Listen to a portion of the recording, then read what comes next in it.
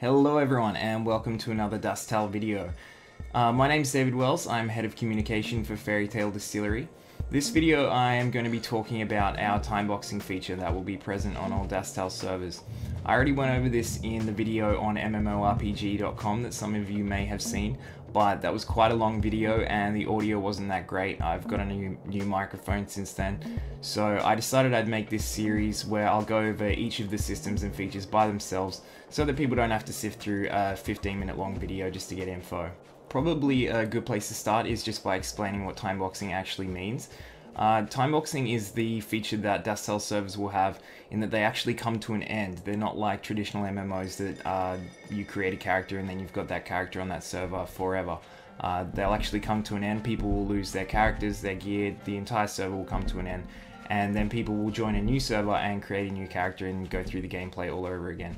So that's something that obviously people who've played a lot of MMOs are a bit freaked out by. They're very used to creating their character, playing it through to the end game, and then they've got their, their main character and they've got their ults and all that sort of stuff.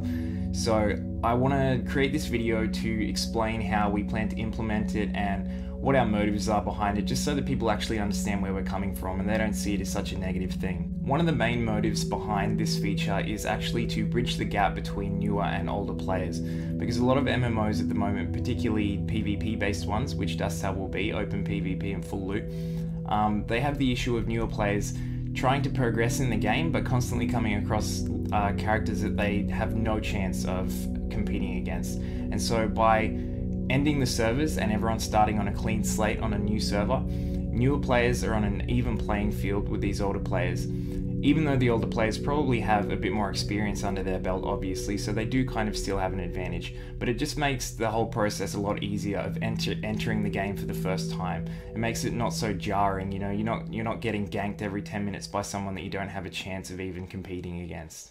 One of the other great advantages with restarting the servers every now and then is that we get to experiment with rule sets and settings that are applied to each server. So we actually want to encourage players to be involved in that process as well. So people might play through a server and then it will end and they have to decide what server they want to play on next, and they can discuss with us and discuss with each other what rule sets they want on these new servers. So some people might want to play on a server where there's decreased or increased line of sight, or there's only melee weapons, there's no magic or bows, or run speed is increased by 10 times. Lots of things like that. We can get as creative as we want to, and that's what is awesome about this system. We have the servers re-rolling so often we can try out any combination. Some of them will probably be completely stupid, but that's what's awesome about it. We also want to step very far away from the amount of grinding that people have to go through in MMOs, and you'll see that written in a lot of our promotional material. We want to be very far away from that constant grind where people are just trying to get the next level and the next level and get up to level 80 so that they can play the endgame content.